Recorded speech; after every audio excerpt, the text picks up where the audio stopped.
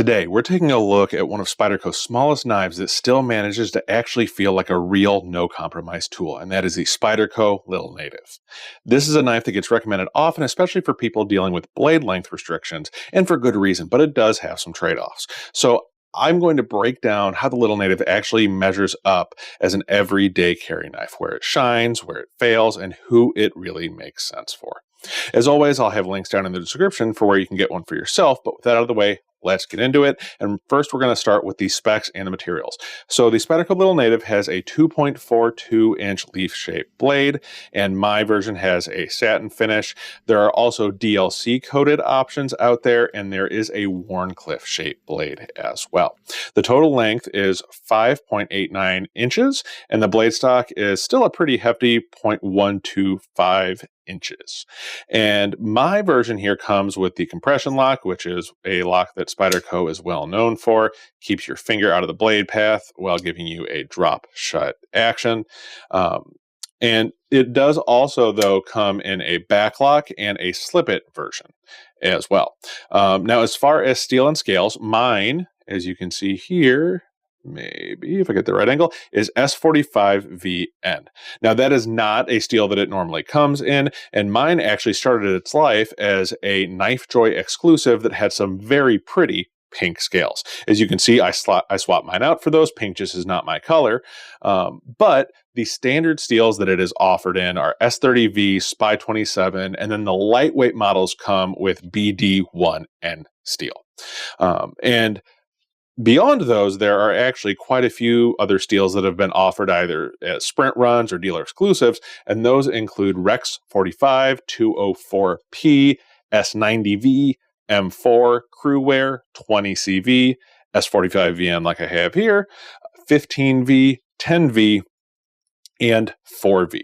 Now, I may have missed one in there. If I did, make sure you let me know down in the comments, because I try to catch everyone, but Spyderco makes so many different variations, I'm sure I may have missed one in there. Now, as I mentioned, I did swap the scales out, and mine have aluminum scales from Rip's Garage Tech. From the factory, though, they come with G10 for the standard models, and FRN for the lightweight models, or fiber reinforced nylon is what FRN stands for. Now, the one exception to that is the S90V version actually came with carbon fiber scales. Now, Rip's Garage Tech, they offer scales in a variety of materials. In addition to aluminum, they also include G10, and I believe they are offering titanium scales for this. And I believe they are still offering micarta scales. So there are several options out there for those. And there are also a few more options out there for clips as well if you don't like Spyderco's wire clip. Now, the action is riding on phosphor bronze washers, so if you are somebody that really prefers washers over bearings, this is a great option for that. And something that will be important to some people, this is made in the USA. Now, price. The version that I have here, again, is not for sale, but the lowest I could find a standard G10 compression lock version for was $135, and you may be able to find it cheaper than that on sale or something like that, but that's kind of the lowest standard rate that I could find. But depending on the steel, sometimes they can run upwards of $200 if it is a more premium steel.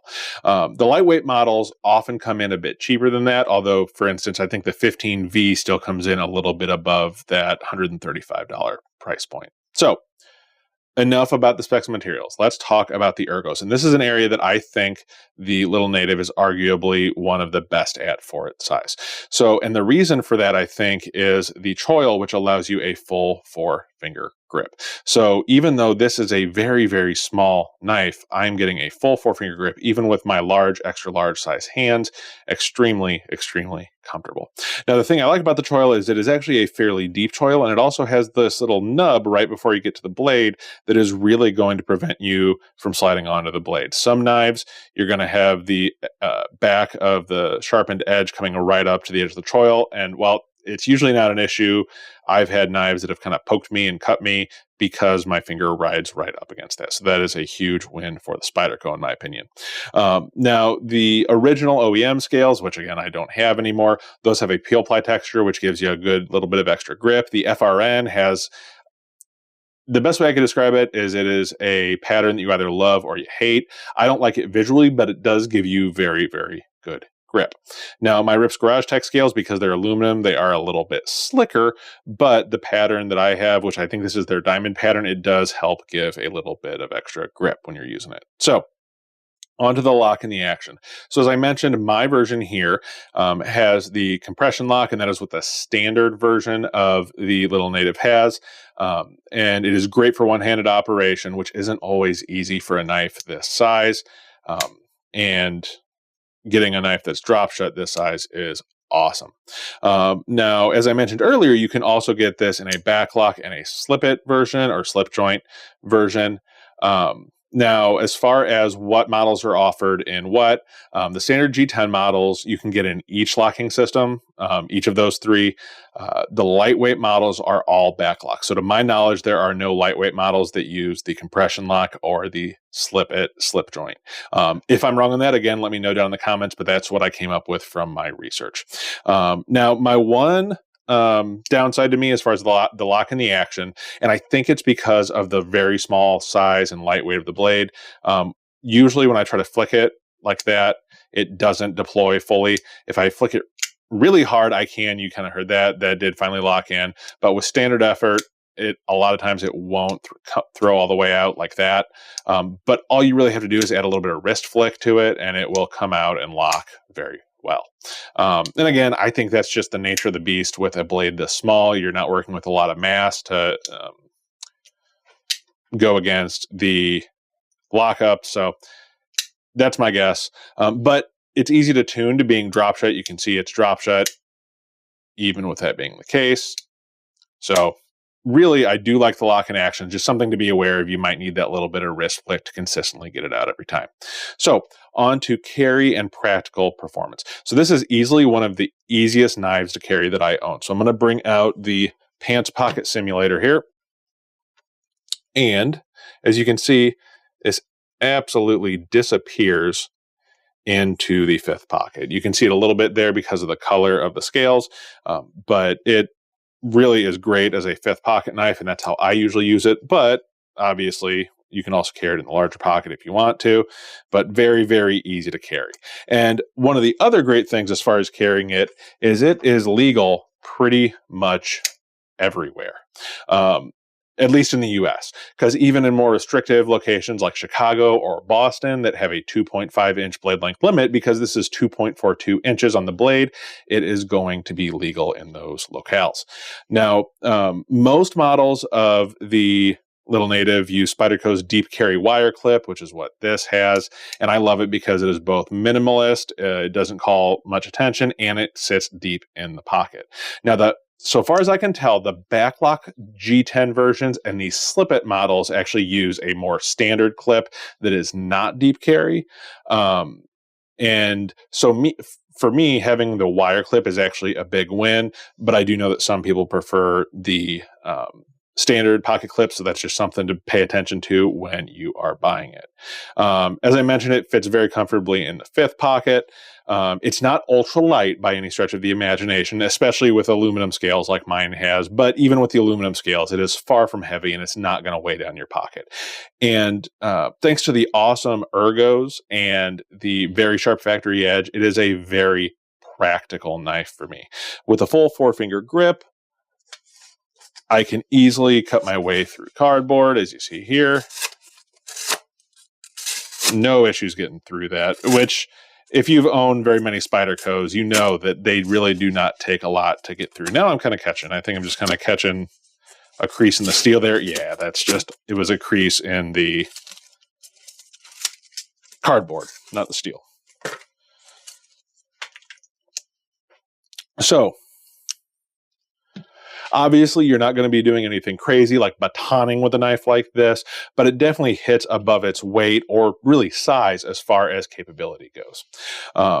So build quality, really, It's everything you expect out of a Spyderco. It came with a razor sharp factory edge, as you could see cutting through that cardboard. The only reason I was getting caught up is because of a crease in the cardboard. The finish is even with no blemishes or anything like that.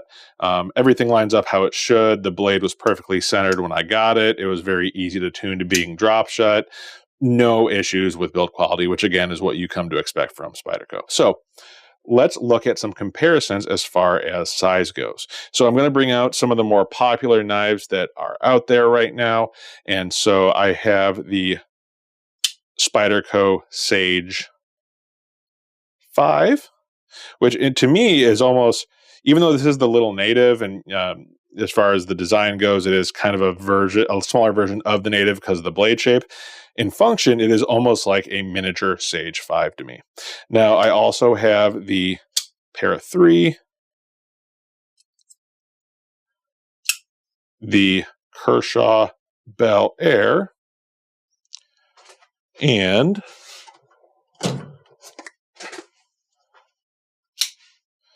the Benchmade Mini Bug Out. So you can see definitely smaller in total size than all of these, but these are, some of the more popular EDC knives, so that gives you an idea of how small we are talking about here.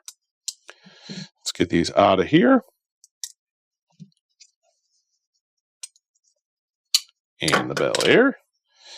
So let's compare it to some knives that are in a similar size range. So first I have the Vosteed Mini Nightshade. And one of the things that's worth noting about the Mini Nightshade is this is actually a 2.6 inch blade. So this does not have the same, wide legality that this one does. But the next two are smaller than 2.5 inches. So they will share that legality.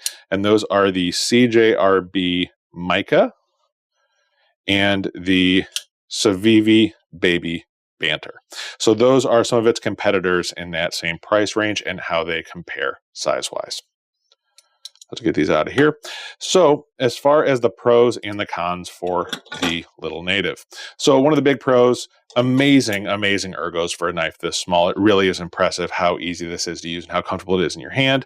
It's small enough to carry almost anywhere on you and almost anywhere in the US. And there's a variety of steels and scale materials and colors, and you have aftermarket options. So you can really turn it into whatever you want. Now the cons, the blade length does limit it for some tasks. You're not going to be able to use this for things you would want to use a larger knife for. The fact that you can't thumb flick it without some wrist, at least consistently for me, that is definitely a con. And the aftermarket, while it does exist, is relatively limited compared to something like the Paramilitary 2 or the Para 3. But it still does have a little bit of an aftermarket. So, in conclusion, the Spyderco Lil Native isn't trying to be the smallest knife you can carry, it's trying to be the most capable small knife that you can carry. If you value ergos, carryability, and a lock that keeps your fingers out of the blade path, this is one of the best sub 2.5 inch bladed options out there. It's not perfect, but if you want a small knife that feels like a real tool every time you use it, the Lil Native absolutely delivers on that. And if you enjoyed this review, remember to leave a like and subscribe so that you don't miss the next one. And until next time, take care of yourself, take care of each other, and I'll see you in the next video.